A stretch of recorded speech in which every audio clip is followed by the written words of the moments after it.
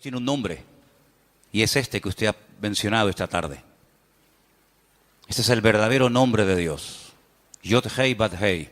Son las letras en el idioma original, en el texto hebreo, y así es como se pronuncia en español. Y es un nombre tan sagrado, tan sagrado, que no hay ninguna Biblia en el mundo que lo haya traducido así, ninguna. Ni en español, ni en alemán, ni en inglés, ni en ningún idioma del mundo. El más aproximado es el nombre Yahvé, ¿verdad? En algunas Biblias dice Yahvé, en otras Biblias dice Jehová. En las Biblias, versión o en idioma italiano, dice el Eterno. En otras Biblias dice el Señor. En otras Biblias dice el Todopoderoso. Pero esos son nombres adicionales. Pero el nombre propio, el nombre auténtico de Dios, es ese nombre que hemos pronunciado esta tarde. Y es un nombre tan sagrado que cuando se tradujo ese nombre a otras lenguas, hubieron unos señores, unas personas a las cuales les debemos muchísimo. Se llamaron los masoretas. Fueron los hombres que revisaron las escrituras letra a letra, palabra a palabra.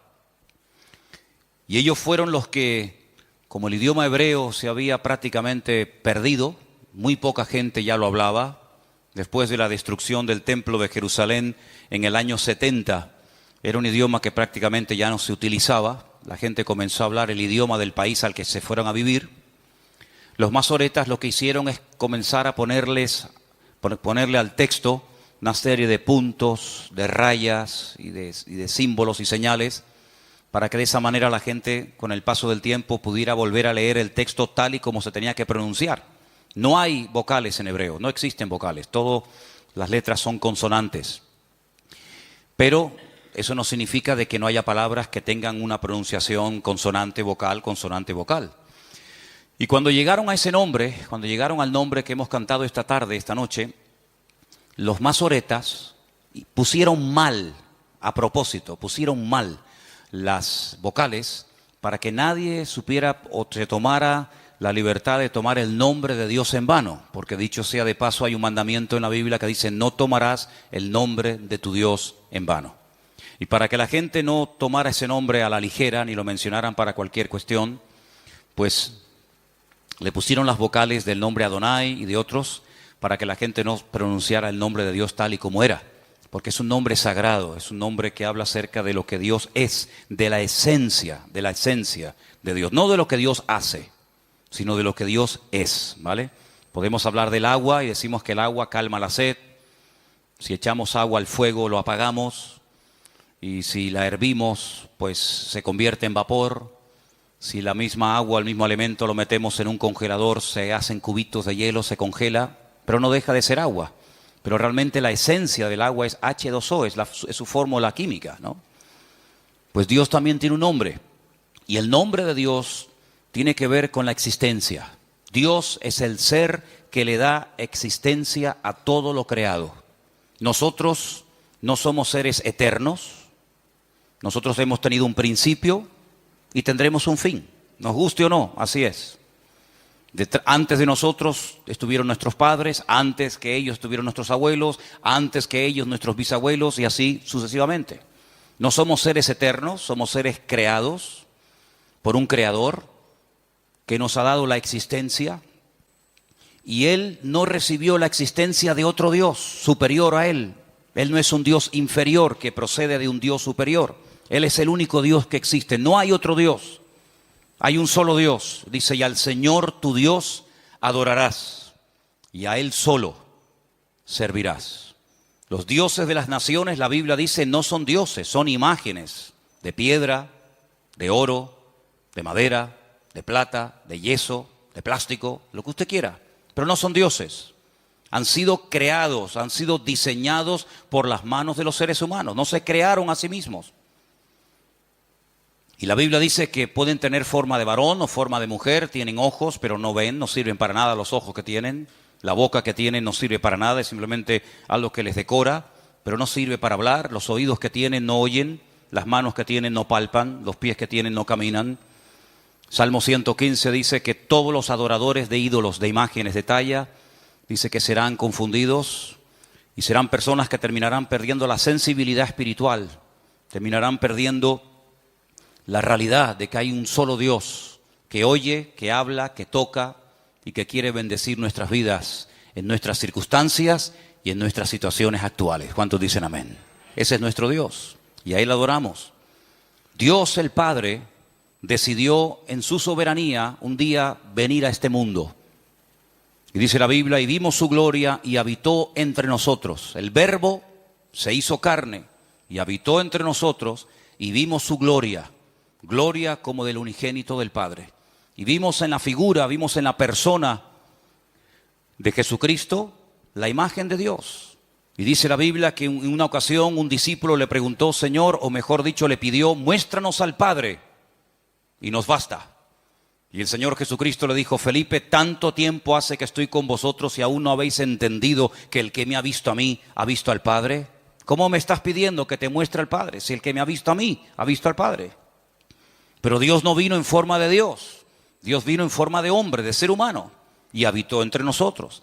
Y como todo ser humano tuvo que escoger una persona para nacer.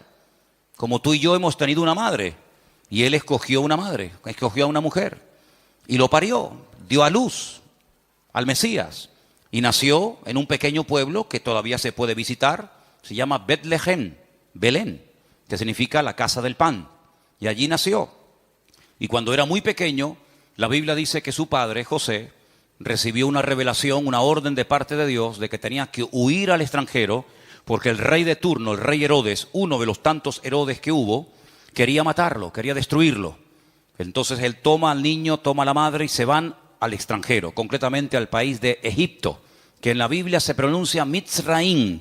Se escribe al principio con una letra men, que es una M, y se escribe al final con otra letra M, pero se dice men sofit porque es al final de la palabra. Hay dos M's. Nosotros tenemos una sola. Escribimos la palabra mamá y la primera M es igual que la segunda M, no hay ningún problema, es exactamente igual. Pero en hebreo hay dos tipos de M. Hay una M que es abierta, que siempre se escribe o se utiliza para escribir una palabra al principio o a la mitad de la palabra. Y hay otra M que es como un cuadrado con un pequeño rabito totalmente cerrada. Y es la M que se usa para ponerla al final de una palabra o de una frase. Y la palabra o el nombre Mitzraim, que se ha traducido al español por la palabra o el nombre Egipto, empieza por una M abierta y termina con una M cerrada. Y aquí hay una lección objetiva muy interesante que tenemos todos que tener en cuenta. Y es que Egipto en la Biblia es un tipo, es un símbolo de lo que representa el mundo. Egipto era un país aparentemente de oportunidades. Nadie encontraba trabajo en su tierra, en Egipto siempre había trabajo. No había agua en Canaán, en Egipto siempre había agua. Era el país aparentemente de las oportunidades. Era la puerta abierta a los parados. Era la puerta abierta para los agricultores que veían cómo sus cosechas se echaban a perder. Era la puerta abierta para los ganaderos que veían cómo sus ganados morían de sed en los campos de Israel o de cualquier otra nación. Egipto siempre fue una puerta abierta, pero al final siempre se terminó convirtiendo en una jaula, en una cárcel en la que era muy fácil entrar y prácticamente imposible salir. Y por eso, amados hermanos, el Señor Jesucristo dice que fue a Egipto y para que se cumpliera la profecía, una de las tantas profecías que se habían dicho acerca de su persona, dice, de Egipto llamé a mi hijo. Y no solamente se refiere, no es una referencia solamente al pueblo de Israel, que también la Biblia dice que es el primogénito, el primer hijo que tuvo el Señor, el Dios Todopoderoso, sino que también es una palabra que hace referencia a que llamaría a su amado Hijo Jesús, al Mesías, de Egipto. Y cuando regresan de Egipto y vuelven otra vez a vivir al país de Canaán, no se van a Belén, donde él había nacido, sino se van para que se cumpliera otra profecía a un pueblo llamado Nazaret. Y por eso conocemos generalmente al Señor Jesucristo más como Jesucristo de Nazaret que como Jesús de Belén, ¿verdad? Y estuvo allí durante muchos años, y allí su padre, dice la Biblia, que se dedicó a lo que la Biblia llama la carpintería. La palabra carpintero significa hombre inteligente.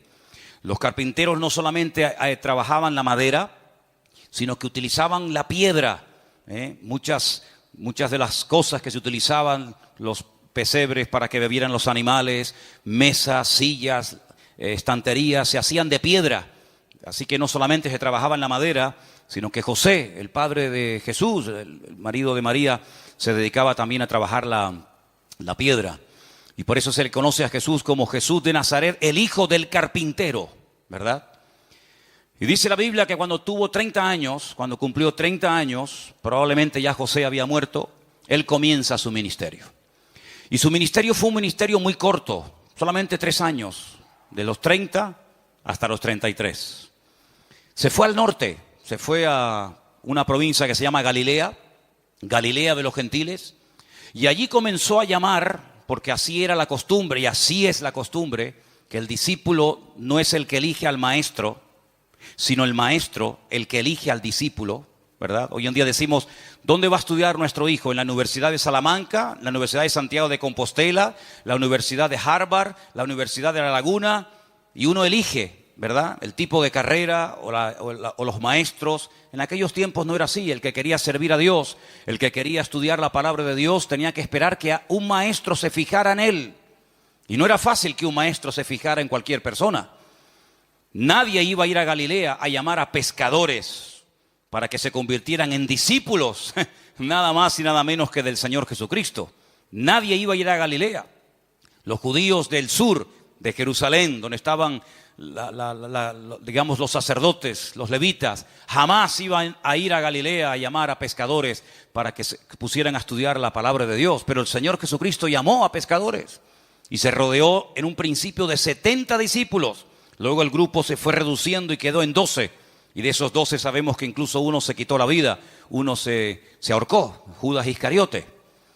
Y a los 33 años, cuando ya ha enseñado, ya ha dicho todo lo que tenía que hacer y decir, se reúne con sus discípulos y les dice, os noto, os veo que estáis tristes. Y les dice palabras como, no se turbe vuestro corazón, creéis en Dios, creed también en mí. En la casa de mi Padre muchas moradas hay. Voy pues a preparar lugar para vosotros, para que donde yo esté, vosotros también estéis conmigo. Y sabéis a dónde voy, y sabéis el camino, porque yo soy el camino, yo soy la verdad, y nadie llegará al Padre, sino solamente a través de mí. Pero sin embargo los discípulos no terminaban de aceptar la realidad de que el Señor tenía que irse. Habían sido 3 años maravillosos. Jamás en la vida habían conocido una persona tan espectacular como Él. Las enseñanzas del Señor Jesucristo no tenían nada que ver con las enseñanzas religiosas frías y muertas de los sacerdotes, escribas y fariseos de Jerusalén. Hizo milagros que jamás ningún profeta, ni los más grandes como Elías, Eliseo y otros, llegaron a hacer. Resucitó muertos. Dice la Biblia que una noche apareció caminando por las aguas del mar de Galilea. Multiplicó panes y peces para que enormes multitudes, miles y miles de personas quedaran saciadas. Echó fuera infinidad de demonios. Era una sociedad llena de demonios, de espíritus malignos. Y no encontraban alivio ni libertad en ninguna parte, y menos en la religión. Porque la religión jamás ha sido la respuesta de Dios para los problemas de la raza humana. Pero sin embargo, Él echaba fuera demonios. Dice la Biblia que un día bajaba de la montaña después de haber estado toda la noche orando. Se llevó en esta ocasión a 3 de sus discípulos, Pedro, Jacobo y Juan. Y cuando baja de la montaña se encuentra un padre que viene y le dice, si puedes hacer algo por mi hijo, échame una mano, ayúdame. Y el Señor le dice, si yo puedo hacer algo, será más bien si tú puedes creer. El problema no es si yo puedo hacer algo, el problema es si tú puedes creer. ¿Qué es lo que te pasa? Dice, traje a mi hijo para que tus discípulos oraran por él. Bueno, realmente el padre había venido para que el Señor orara por su hijo, pero él no estaba orando en la montaña, con Pedro, con Jacobo y con Juan. La tradición dice en el monte Tabor, allí se transfiguró y apareció Moisés y Elías hablando con él. Y tus discípulos no han podido hacer absolutamente nada. ¿Sabes? Cada vez que el hombre busca ayuda en el hombre, se lleva grandes desilusiones. Da igual si son evangélicos, católicos, mormones, testigos de Jehová, da exactamente igual. El hombre no puede guiar a otro hombre más allá de lo que al punto que él ha llegado. Los discípulos eran gente también con muchos problemas personales. Los problemas eran, los discípulos eran personas con muchas limitaciones como seres humanos. Y cuando de repente llega este padre con un niño endemoniado, no saben ni qué hacer. Claro, ellos estaban acostumbrados a que cada vez que aparecía un problema, el Señor siempre les solucionaba la papeleta. Pero en esta ocasión hicieron el ridículo, porque dicen, ¿y ahora qué hacemos con esta criatura? Así que he traído mi hijo a tus discípulos y no han hecho nada. Y le dice, ¿qué es lo que le pasa a tu hijo? Y lo que quiere es que este hombre declare y que diga qué es lo que le está ocurriendo. Tenía un problema en la familia tremendo. Tal vez era un hombre que tenía un buen puesto de trabajo. Como muchos hoy en día, tienen buen trabajo y buenas casas y buenas propiedades, pero sus vidas y sus familias son un desastre. Aparentan delante de la sociedad de que todo va bien. Mira el coche que tiene, mira la finca que se acaba de comprar, mira todo lo que tiene. Pero tiene y no tiene nada. No tiene lo más importante, que es la bendición de Dios. Y el Señor Jesucristo le dice, ¿qué es lo que le pasa realmente a tu hijo? O sea, mira, lo que le pasa a mi hijo es que cada vez que pasamos por un lugar donde hay una hoguera, un fuego, sale corriendo y se tira adentro y se quiere prender fuego. Y en otras ocasiones, cuando pasamos por aguas profundas, mi hijo sale corriendo y se tira y se quiere ahogar. En otras palabras, era un espíritu de muerte que quería destruir a este muchacho. Y le dice el Señor, ¿desde cuándo te está pasando a ti esto con tu hijo? Dice, desde que es niño. Hay un momento en la vida de este padre, en la relación con su hijo, que lo perdió. Hay un momento en el que muchos padres dicen, ¿dónde fallé? ¿Dónde perdí a mi hijo? ¿Cuándo fue? ¿Cuando era niño? ¿Cuando era adolescente? ¿Cuando era joven? ¿Será por aquella noche, por aquello que le dije? ¿Será porque no le hice caso a aquella pregunta que me hacía? Hay muchos padres que han perdido a sus hijos y no saben cómo volver a recuperarlos. Y hay muchos hijos que han perdido a sus padres y no saben si algún día tendrán el privilegio de volver a recuperarlos. Así que por eso vine a tus discípulos y ahora vengo a ti. Y el Señor, dice la Biblia, que echó fuera ese demonio, porque el problema no era un problema mental, que los hay. Hay gente que tiene gravísimos problemas de la mente. Hay gente que tiene problemas físicos, pero hay gente que tiene problemas espirituales. Y usted puede ir a cualquier ambulatorio, puede ir al mejor hospital del mundo, y si tiene un problema físico o psicológico, mental, probablemente le puedan ayudar, lo pueden operar, le pueden dar un tratamiento. Pero ¿a dónde va la gente cuando tiene problemas espirituales?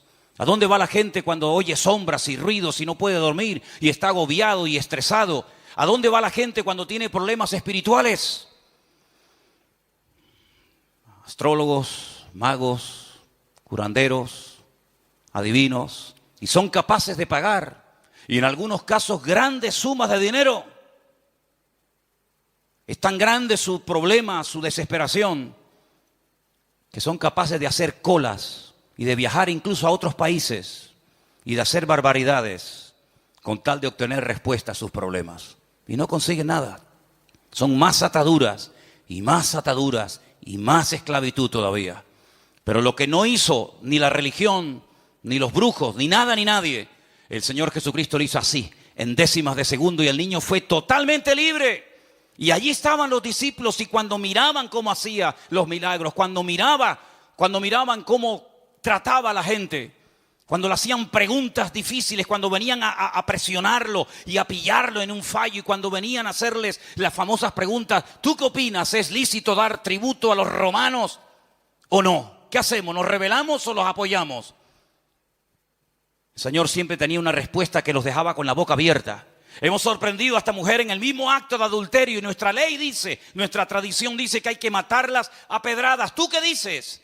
El Señor siempre salía airoso. La palabra problema, tal vez para nosotros es una palabra muy conocida, pero el Señor nunca, jamás tendrá ningún problema. ¿Cuántos dicen amén? Porque Él es el que soluciona todos nuestros problemas, sana todas nuestras dolencias y corona nuestra vida de favores y de misericordias. Aleluya, Salmo 103. Así que cuando ahora se dan cuenta de que ya se va, ya no lo van a tener 4 o 5 años más, ¿cómo no van a estar tristes? ¿Cómo no van a estar tristes? Por supuesto. Incluso alguno de ellos tal vez se le habrá acercado y le habrá dicho, Señor, no te vayas, Señor. Nosotros hemos dejado todo por ti. Hemos dejado mujeres, hijos, casa, familias, trabajos, todo. y ahora te nos vas. Pero el Señor les dice algo tremendo en Juan capítulo 14. Juan capítulo 14, les dice el Señor: no os dejaré huérfanos. Aleluya. No les dejaré solos. Y dice en el versículo 16: yo rogaré al Padre para que os dé otro consolador, para que esté con vosotros para siempre. El Espíritu de verdad, el cual el mundo no puede recibir porque no le ve ni le conoce, pero vosotros le conocéis porque mora con vosotros y estará en vosotros. Estará con y estará en vosotros también. Versículo 18: no os dejaré huérfanos, vendré a vosotros. Verso 23: Jesús respondió y dijo: el que me ama, mi palabra guardará, y mi Padre le amará, y vendremos y haremos morada en él. Hasta este momento ustedes han estado pegados a mí, yo he estado pegados a ustedes, hemos viajado, hemos vivido, hemos comido juntos, hemos reído, hemos llorado, hemos caminado, hemos pateado el país de norte a sur y de este a oeste. Pero ahora viene una etapa nueva. A partir de ahora será el Consolador, el Espíritu Santo, que yo rogaré a mi Padre que os envíe para que esté con vosotros para siempre. Ellos no entienden lo que el Señor les está diciendo. Claro, tú y yo hoy en día entendemos un poco más, porque miramos hacia atrás y tenemos muchos datos y mucha información. Pero ellos en aquel momento no entendían nada. ¿Qué es eso? ¿Qué es eso del Espíritu Santo? Déjame que te lo explique lo más fácil posible en breves palabras. La única persona en toda la historia de la humanidad que nunca pecó fue el Señor Jesucristo. ¿Cuántos lo creen? Porque Abraham fue un gran hombre de Dios. La Biblia dice que fue el amigo de Dios. Pero Abraham no fue un hombre perfecto. Abraham cometió errores como cualquier ser humano. Sabemos que incluso en alguna ocasión tuvo temor de que le robaran a la mujer, de que alguien se fijara en ella y le dijo: mira, en vez de decir que eres mi mujer, di que eres mi hermana, y así pues no me matan a mí cuando se enteren que soy tu marido. David dice que fue el hombre más cerca del corazón de Dios. Pero todos sabemos también que David fue un hombre con sus debilidades y pecados y tropiezos y caídas. Lo sabemos. Y Jacob fue un gran hombre de Dios, pero también tuvo lo suyo. Y si vamos analizando uno por uno los personajes de la Biblia y fuera de la Biblia, por muy alto que llegaran, por muy sabios que llegaran, todos los seres humanos pecaron. Incluso nosotros también, ¿sí o no? Solamente hubo una persona que nunca, dice la Biblia, que hizo pecado. Jamás. Ni siquiera pensó. Porque tú puedes estar sentado aquí, pero puedes estar con tu mente pecando en este momento. Pero ni siquiera con los pensamientos el Señor Jesucristo pecó contra el Padre, contra nadie. Y no lo tuvo fácil, ¿eh?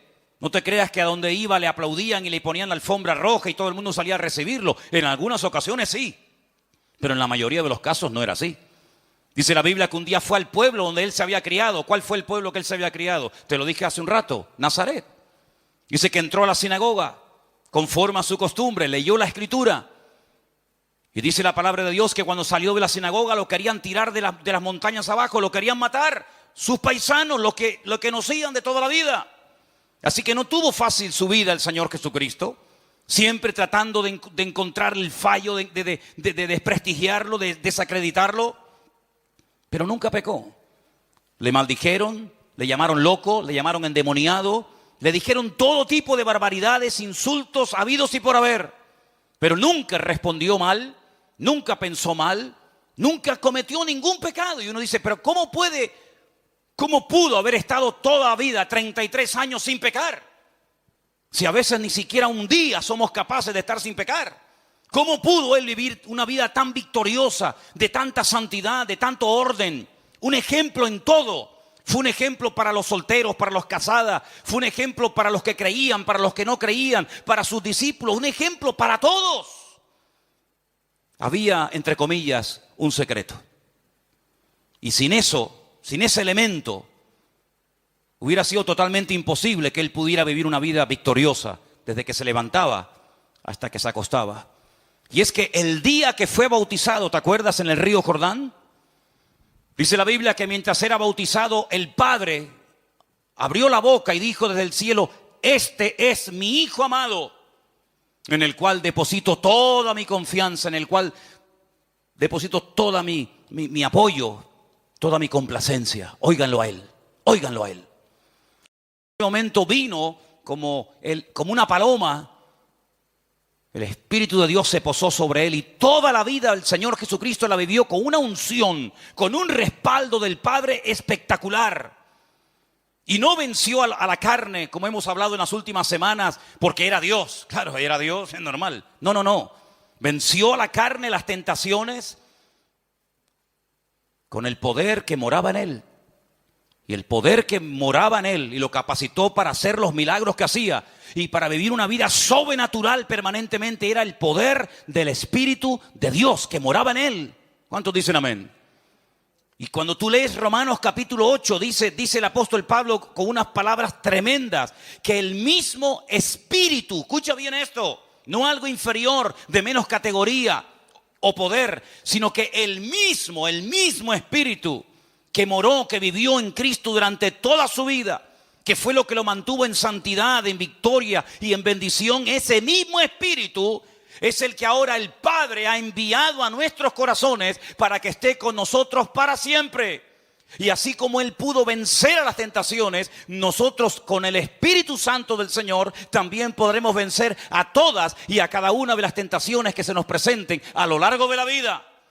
Y así como Cristo pudo caminar por encima de las circunstancias y cambiar el ambiente y no dejarse Él cambiar por el ambiente, exactamente igual nosotros podemos hacer lo mismo.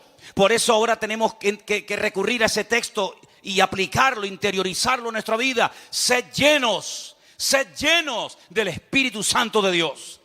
Porque es el Espíritu Santo el que capacita al creyente, el que capacita al Hijo de Dios, el que ayuda a la iglesia a caminar de victoria en victoria, de gloria en gloria y de bendición en bendición. No es que yo me esfuerzo y digo, bueno, hoy no voy a pecar, hoy no voy a pecar y no voy a pecar.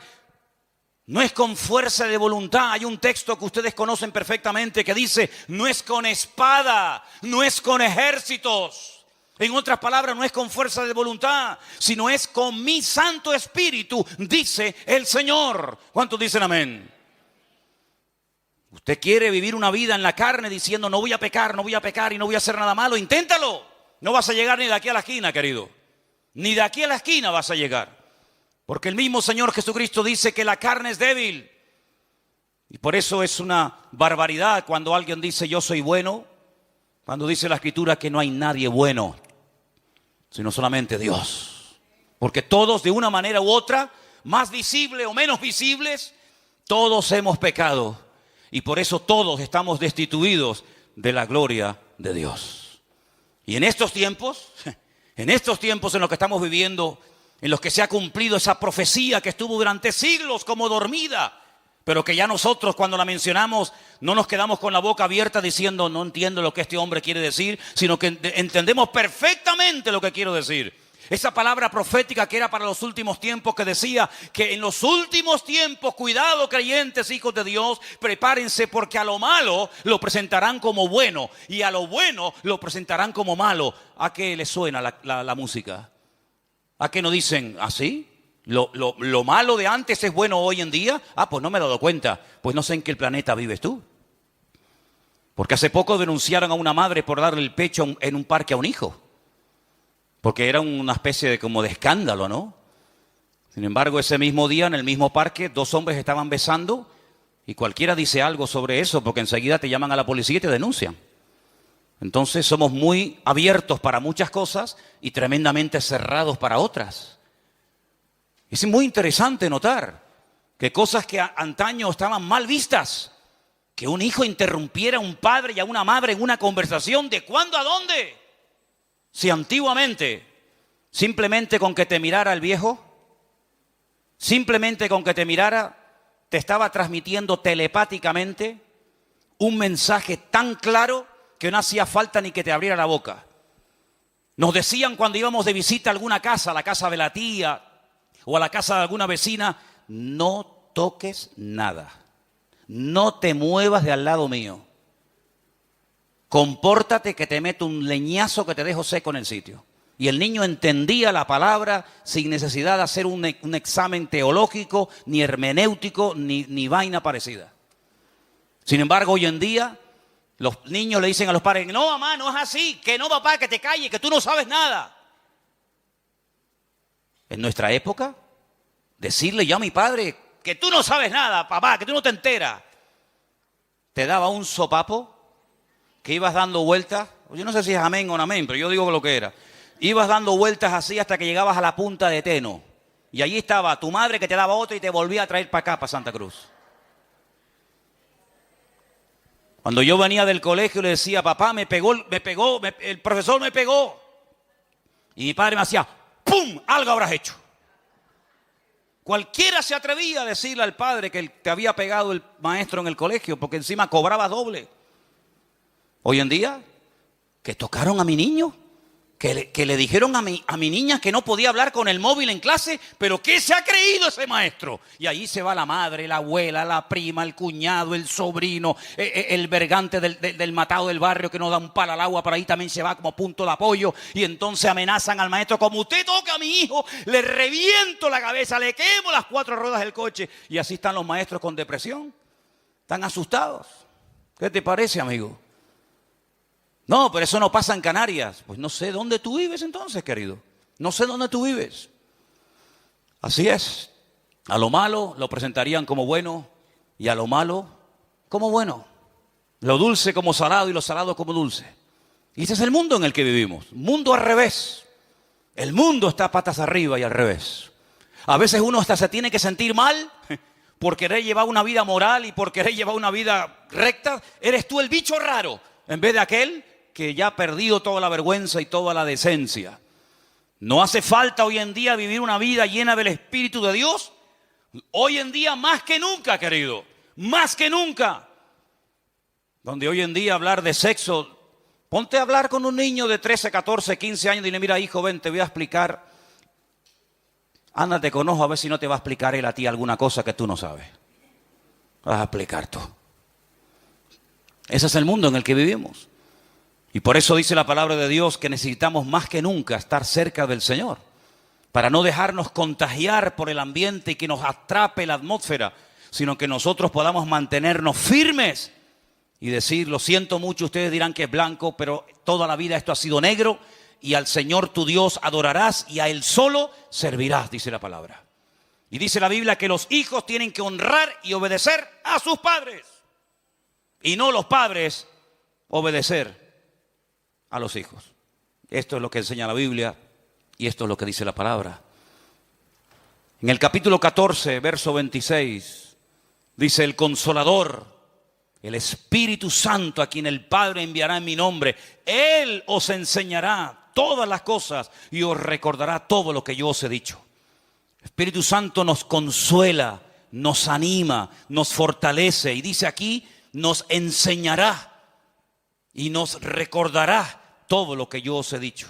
En otras palabras, tienes la ayuda, el apoyo incondicional del Señor a través de su Espíritu Santo, viviendo, morando dentro de tu vida, para que sepas en todo momento cómo comportarte, qué dijo y qué no dijo el Señor.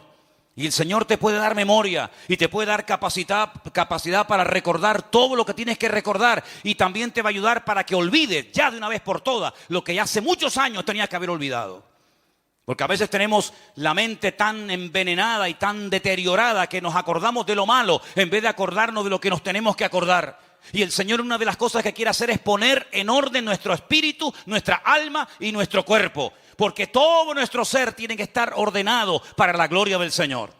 Y no decir, no, como cristiano es una maravilla, pero como persona es un desastre. No, si él ora mucho, pero luego no da un palo al agua, no trabaja en nada. No, está todo el día trabajando, pero no coge la Biblia ni por el forro. No, Dios quiere que vivamos vidas equilibradas en lo privado y en lo público. Porque claro, aquí dentro es muy fácil ser cristiano. Aquí no hay tentaciones, que diga yo. Y aquí no hay malas palabras y no hay un mal ambiente. Pero es que la vida cristiana no se vive aquí adentro. El tiempo que pasamos aquí adentro es muy corto en relación con el tiempo que pasamos allá afuera. Y es fuera donde tenemos que luchar la batalla. Y es fuera donde está el enemigo esperándonos y acechándonos como león rugiente, dice la Escritura. Y por eso tenemos que pedirle al Señor: Señor, ayúdame, Señor, recuérdame lo que tengo que hacer, lo que no tengo que hacer. Y si le pides de corazón al Señor, Dios lo hará. ¿Cuántos dicen amén? Capítulo 15, verso 26, un versículo tremendo que dice también algo muy interesante. Cuando venga el Consolador, a quien yo enviaré del Padre, el Espíritu de verdad, el cual procede del Padre, Él dará testimonio acerca de mí. En otras palabras, el Espíritu Santo no viene a la iglesia para que lo adoren a Él. No. El Espíritu Santo viene para glorificar y para levantar en alto el Señor Jesucristo. Capítulo 16, versículo 7. Yo os digo la verdad. Señor siempre te va a decir la verdad, aunque te duela. Pero el Señor siempre dice la verdad. Os conviene que yo me vaya, porque si no me fuera, el Consolador no vendría a vosotros. Mas si me fuere, os lo enviaré. El Señor sabe lo que te conviene como hombre, como mujer, como joven. El Señor sabe lo que nos conviene en cada momento de nuestra vida. A veces nosotros tenemos grandes planes y proyectos y sueños, pero ¿serán los correctos? No estarás equivocado. No estarás encaprichado como si fueras un niño pequeño con algo que a la larga te va a terminar destruyendo la vida y perdiendo dinero y enfermándote y destruyéndote. ¿No será mejor decirle: Señor, muéstrame tu voluntad, guíame al centro de tu voluntad? Porque dice la Biblia: más vale poco, pero con la bendición de Dios, que mucho sin la bendición del Señor. Dice: os conviene. Esa palabra me impactó tanto porque la dice varias veces el Señor: os conviene, os conviene. ¿Cómo sabe el Señor lo que nos conviene? Y hermanos, no hay dos personas iguales. Hay algunas personas que les conviene algo que al otro no le conviene. Fíjate que hay ejemplos en la Biblia de cómo hay momentos en los que Dios le dice a algunas personas: no vayas a Egipto.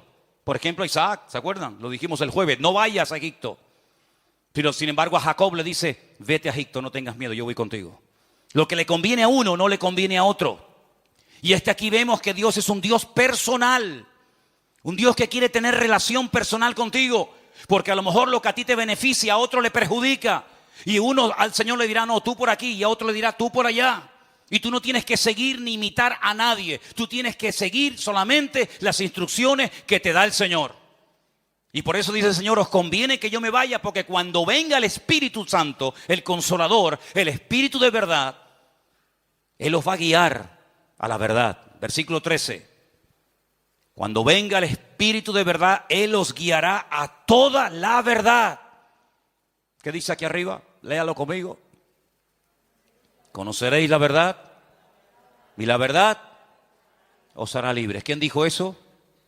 El Señor Jesucristo. Conoceréis la verdad y la verdad os hará libres. Juan 16:13 dice: el Espíritu os guiará a la verdad, porque no hablará por su propia cuenta, sino que hablará todo lo que oyere y os hará saber las cosas que habrán de venir. La gente está asustada, muchos de ellos están asustados. ¿Qué pasará? ¿Unas terceras elecciones? ¿Vamos a unas terceras elecciones o se arreglará esto dentro de 15 o 20 días? Hay una incertidumbre. ¿Y qué pasará ahora que los ingleses no quieren estar en Europa? ¿Dejarán de venir los extranjeros aquí a Canarias y sufriremos ahora en la hostelería, en el turismo, o no va a pasar nada? ¿Y habrá dinero para pagar las pensiones dentro de 4 o 5 años? O como dicen matemáticamente, que dentro de 2 años acabó la caja y ya no hay un duro más. Hay temor en la sociedad. La gente dice: ¿y qué será de mis hijos? Pagándoles una carrera para que estudien y tuvieran algo en la vida. Y ahora resulta que encontramos a miles de jóvenes con grandes carreras que no tienen ni siquiera trabajo, ni tienen ni siquiera para el bono de la guagua. Hay tanta incertidumbre en el ambiente. ¿Y ahora dónde vamos? ¿A Venezuela? No, ya no se va a Venezuela. Ahora los de Venezuela se quieren venir aquí. Antes nos íbamos para allá. Ahora se vienen de allá para acá. ¿A dónde vamos ahora? Dice la Biblia que la gente correrá de aquí para allá buscando salidas. Pero llegará un momento en la vida en el que no van a encontrar salida más que solamente en un solo lugar, en una sola persona. Y esa persona se llama Jesucristo de Nazaret. A Él toda la gloria y toda la honra en esta tarde. Ese fuerte aplauso para Él. Aleluya. Solamente en Él hay esperanza. Solamente en Él. Aleluya. Qué bueno es el Señor. Versículo 15. Todo lo que el Padre, todo lo que tiene el Padre es mío. Por eso les dije que tomará de lo mío y os lo hará saber. Hermanos, este tema es tan importante, tan amplio, que podríamos estar aquí días y días hablando del tema del Espíritu Santo. Pero déjenme que les recuerde ese pasaje tan conocido del Antiguo Testamento, del libro de Ezequiel, capítulo 37. ¿Alguien recuerda de lo que habla ese capítulo? Ezequiel, capítulo 37. Es una visión. Eso es, una visión que tiene el profeta Ezequiel de un valle lleno de huesos secos en gran manera. Era una multitud, montañas, en vez de escombros, de huesos de seres humanos, secos en gran manera. Llevaban años, siglos al sol, y ahí estaban, secos en gran manera. El Señor le dice en un sueño al profeta Ezequiel: ven, que quiero pedirte que hagas algo. Y le dice: ponte a predicarles, profetízale a estos huesos. Pero antes de hacerlo le hizo una pregunta. Le dice: Ezequiel, varón de Dios, ¿tú crees que estos huesos volverán a la vida? ¿Tú crees que hay futuro para estos huesos secos? Y el profeta Ezequiel le dice: Señor, tú lo sabes todo, yo no sé.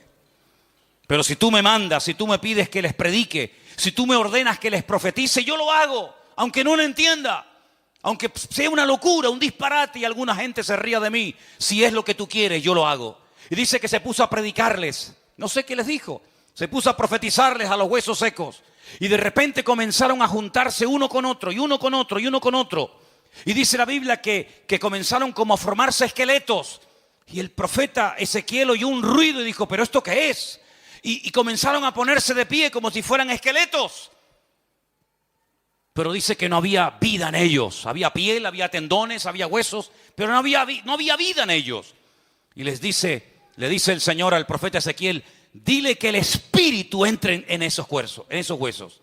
Profetiza, decláralo, dilo. Espíritu de los cuatro vientos, Espíritu de Dios, entra en esos huesos ahora. Y dice que el Espíritu Santo de Dios, el Espíritu del Señor, entró en aquellos huesos y se volvieron como seres humanos vivos. Un ejército impresionante de miles, de millones de personas. Hace unos instantes eran huesos secos, inservibles, no servían para nada, ahí tirados en el campo. Pero ahora son seres humanos.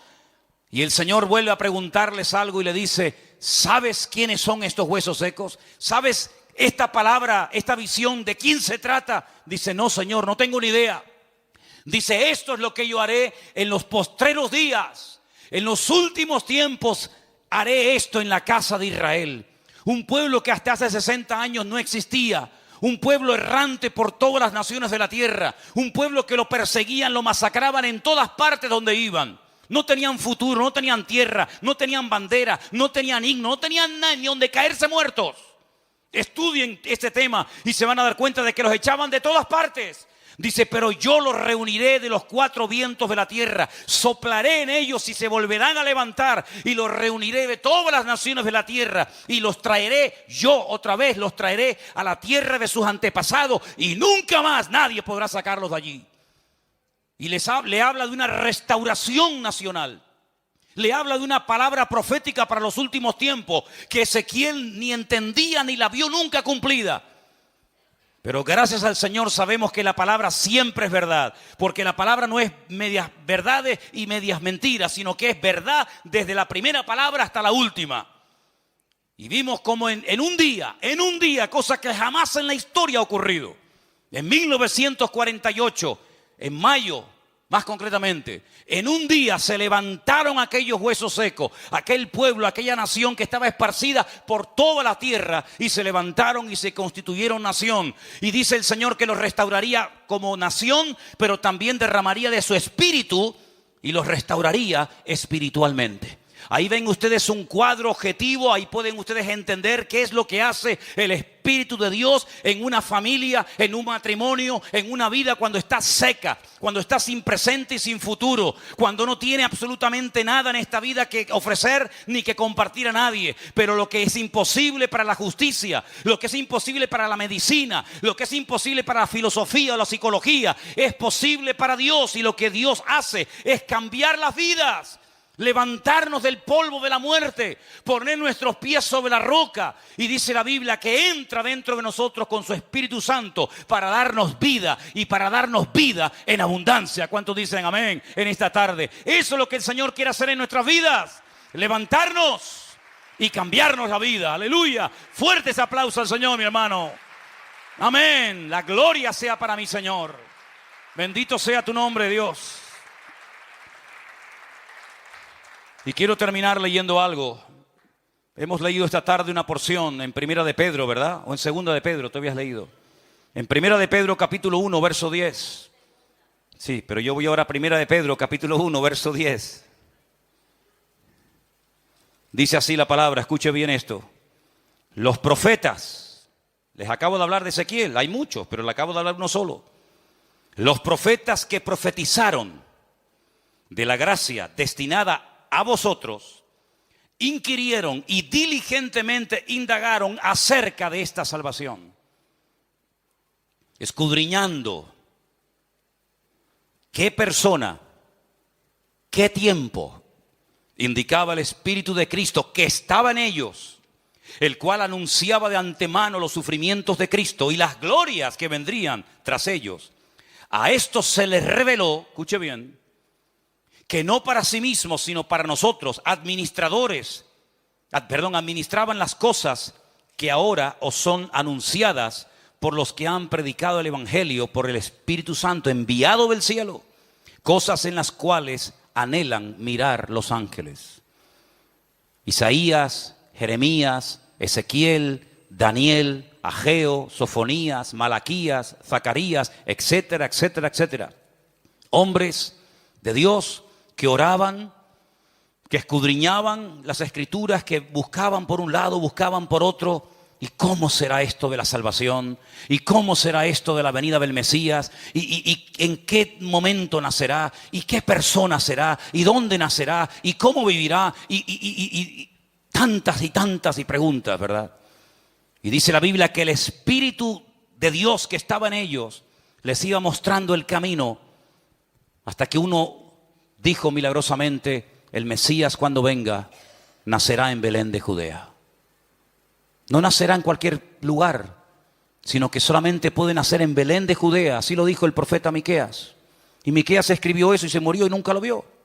Pero ahí estaba la palabra, el Mesías cuando venga nacerá en Belén de Judea. Y otro profeta dijo, y será de la tribu de Judá. Luego de las 12 tribus, 11 se descartan, más fácil, ya se va achicando. Tiene que ser de la tribu de Judá, por parte paterna y materna. Tiene que nacer en Belén de Judea. ¿Qué más? ¿Qué más? Y hablará así, y vivirá así, y se comportará de esta manera, y su carácter será de esta forma. Y miles de detalles, porque el Espíritu Santo nos guiará a la verdad. Nunca nos mostrará algo nuevo que no está escrito en la palabra del Señor. Nadie podrá levantarse, por lo menos en esta iglesia, en otras no sé ni me interesa, pero nunca nadie se podrá levantar en esta congregación y podrá decir, hermanos, he tenido un sueño, una revelación, el Espíritu de Dios me ha hablado y me ha dicho tal y tal cosa, pero no está en la Biblia, solamente me lo ha revelado a mí. Pues discúlpeme, Dios jamás le va a mostrar nada a nadie que no esté en su palabra. ¿O usted se cree superior a la palabra de Dios? No se confunda, amigo. El Espíritu Santo nos lleva a la verdad. ¿Y qué es la verdad? ¿Quién es la verdad? Jesús dijo, yo soy la verdad. Yo soy el camino, yo soy la verdad y yo soy la vida. Dios nunca te va a guiar a una secta donde te vas a destruir la vida. Jamás. Dios nunca te va a llevar a la ruina. El Señor nunca te va a abrir una puerta que al final va a ser la ruina de tu vida y de tu familia y vas a terminar muriéndote. No, el Señor nunca te pondrá a un hombre o a una mujer a tu lado y te vas a terminar enamorando de él o de ella para que al final sea la peor decisión que tomaste en toda tu vida. Dios nunca hace chapuzas. El Señor siempre hace todo perfecto y en orden. Y cuando el Espíritu Santo dice que viniera a nuestras vidas, cosa que ya ha ocurrido, dice la palabra de Dios que Él nos recordaría lo que Él dijo. Y lo que Él dijo está aquí, mi amigo. No hay que inventarse nada. No hay que inventarse nada. Ya está todo escrito en la palabra. Y el Señor nos va a recordar lo que Él enseñó. Y el Señor nos va a guiar a la palabra. Por eso dice la Biblia que no hay nada nuevo. No hay nada nuevo debajo del sol. ¿Usted quiere conocer la verdad? Pues lea la Biblia. Es que no la entiendo. Pues antes de leerla, haga esto. Señor, Sabes que soy torpe. No tengo muchas luces. Tal vez no he estudiado ni conozco mucho de esto. Y de la Biblia, imagínate. Un libro tan profundo, tu palabra, ¿cómo lo voy a entender yo con lo torpe y con lo ignorante que soy? Pero yo te pido, Dios mío, que me abras los ojos. Yo te pido, Señor, que me ayudes, que sanes mi mente y que me expliques cuando yo voy a tu palabra, Dios mío, y que tú me guíes y me hables. Yo le aseguro, hermano y hermana, yo le aseguro 100% que cuando usted vaya a la palabra de Dios, usted la lea, usted la va a entender. Porque la Biblia no se escribió para confundirlo. La Biblia no se escribió para que sea un amuleto, un objeto decorativo ahí en la estantería. No, yo tengo la Biblia, pero no la ve ni por el forro. La Biblia es el mapa del hombre en esta tierra, para que sepa qué camino escoger, para que sepa qué decisión tomar. Es como una brújula. Usted con esa brújula puede saber dónde está el norte. ¿Usted a dónde quiere ir? Al norte, pues siga la flecha, le apunta. Pero es que yo vivo en Australia, no importa. Todas las brújulas del mundo apuntan al mismo sitio. No hay una brújula que apunta en una dirección y otra en otra. Sería imposible guiarnos entonces. Todas las Biblias del mundo le van a decir exactamente lo mismo. Hay gente que dice en su ignorancia, porque no tiene otra explicación más que ignorancia. Es que hay muchas Biblias y unas dicen una cosa y otras dicen otra. ¿Cómo se nota que no conocen la Biblia? ¿Cómo se nota que son ignorantes? ¿Será un experto, será un mecánico, será un informático, será un cirujano de primera? Pero de Biblia no tiene ni idea, es torpe. Es ciego y encima quiere seguir siendo ciego y se cree sus mentiras. Todas las Biblias del mundo dicen lo mismo. Todas. No hay 40 Biblias diferentes. Todas apuntan en una dirección, a la verdad y nada más que a la verdad. ¿Usted quiere conocer la verdad? En esta iglesia, hace 15 años abrimos este local para enseñarle a la gente la verdad. Hace 15 años abrimos este lugar no para dedicarlo un poco al baile del mundo, un poco a una discoteca, ahora mañana una cancha de baloncesto, pasado un culto, mañana. No. Este lugar es un lugar consagrado exclusivamente para enseñar las verdades de la palabra de Dios. Y hay verdades que te pueden impactar, porque tú dices, pero es que a mí nunca me han dicho eso. Es que ese no es mi problema.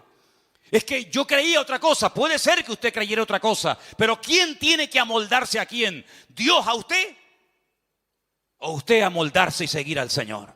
¿Quién de los dos tiene siempre la razón? ¿Nosotros? ¿O la tendrá siempre el Señor? Por lo tanto, si el Señor es justo, perfecto y maravilloso, hagamos caso.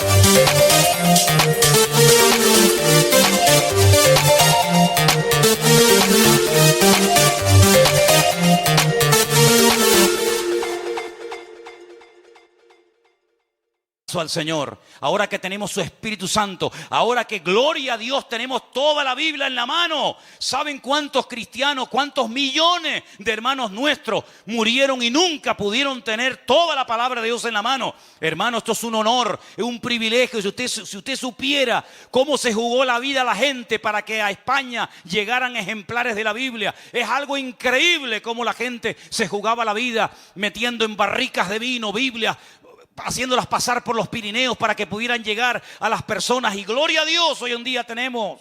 Si hay alguien que no tiene Biblia, háblense después con nuestra hermana Silvia y le regalamos una Biblia para que usted empiece a leerla.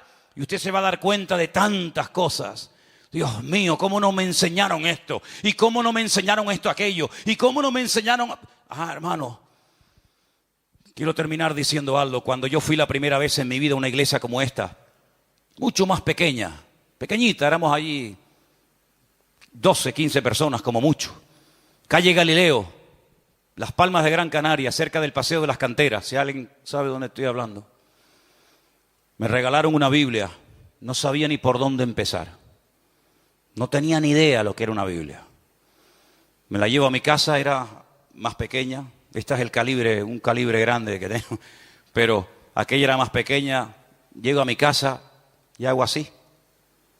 Como eso de Tim Marín de Dopingüe Cucaramácara Titirifue. No tenía ni idea, ¿por dónde empiezo? Hago así. Y digo, bueno, por aquí mismo. Yo soy el Señor tu Dios, que te sacó de la tierra de Egipto, de casa de servidumbre. No tendrás dioses ajenos delante de mí, ni te harás imagen ni semejanza, ni te postrarás, ni las honrarás, de nada que esté arriba en el cielo, ni en la tierra, ni debajo. Y yo digo, ¿cómo es esto? Y arriba ponía los 10 mandamientos. No te harás imagen, ni escultura, ni semejanza, ni te postrarás, ni las honrarás, porque yo soy Señor tu Dios. Y yo digo, claro, esta gente no cree en imágenes. Y claro, ellos tienen una Biblia donde prohíben el culto a las imágenes. Estos son muy listos. Y yo, que me creía más listo que ellos, cogí mi Biblia y me fui a la calle León y Castillo, enfrente de las piscinas Metropol.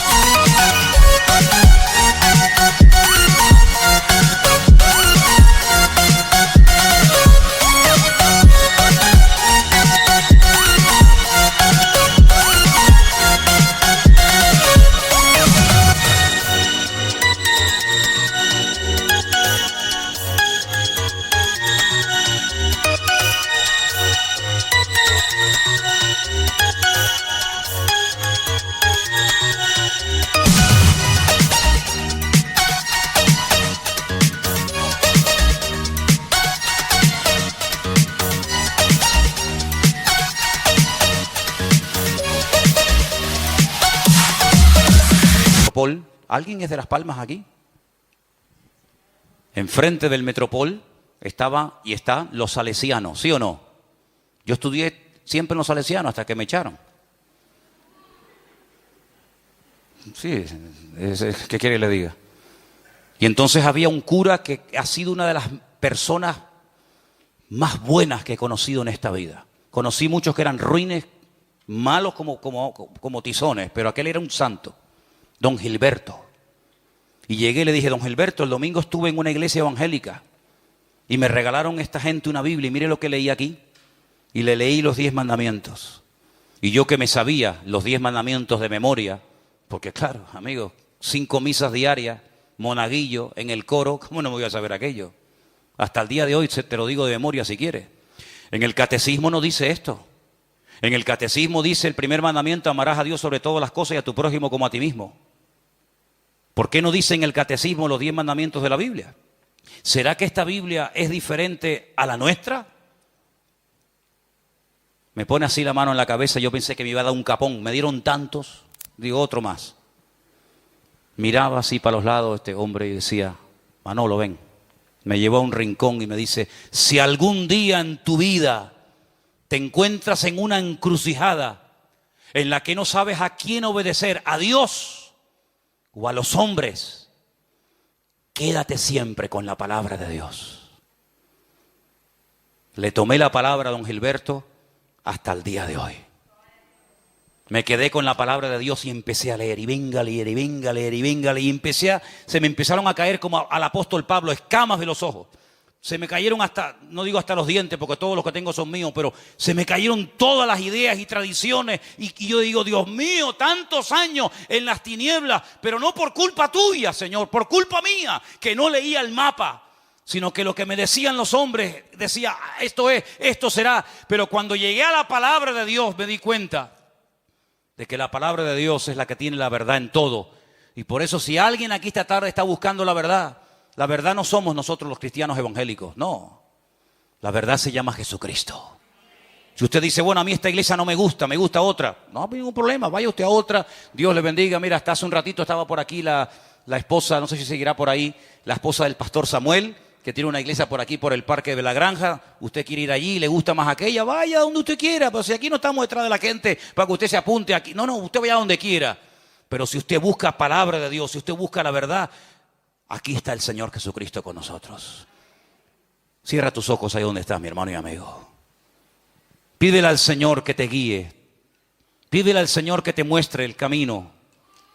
Pide al Señor que te muestre la verdad. Y te va a mostrar la verdad, porque la verdad está en Cristo Jesús. Ya no tenemos tiempo para, valga la redundancia, para perder el tiempo. Ya somos ya granditos para estar jugando al boliche. Ya es el tiempo de decir, Señor, yo quiero conocer la verdad, vivir la verdad, practicar la verdad. Y si hay cosas, costumbres, tradiciones en mi vida que son eso, tradiciones y costumbres, pero que no tienen una base bíblica, Señor, yo estoy dispuesto a cambiar, porque prefiero obedecer a Dios que antes a los hombres. Y en esta tarde yo me quiero acercar delante de tu presencia con humildad a pedirte que me ayudes, Señor. Oh, bendito sea tu nombre, Dios. En esta tarde, ahí donde estás, dígale al Señor, Señor, he oído que la palabra tuya es la verdad, que tú eres el camino, la verdad y la vida. Y yo quiero pedirte en esta tarde, Señor, que me muestres la verdad. Muéstrame si estoy haciendo las cosas bien o las estoy haciendo mal.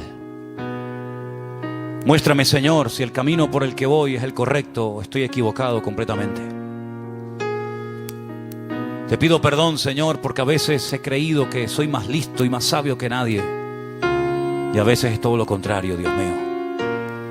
Espíritu Santo, tú que has sido enviado por el Padre para que more en nosotros, glorifícate en nuestras vidas, mi Dios. Muéstranos la verdad. Muéstranos el camino, Señor, que nos lleva a tu presencia, Dios mío. Y que en esta tarde podamos de todo corazón decirte, queremos, Señor, obedecer tu palabra. Gracias, Padre, por tu misericordia, por tu paciencia. Pido que tu Santo Espíritu esta tarde hable a nuestros corazones y a nuestras vidas. Y hoy que vamos a celebrar este momento tan importante como es partir el pan y el vino, recordando tu muerte, tu resurrección y tu venida,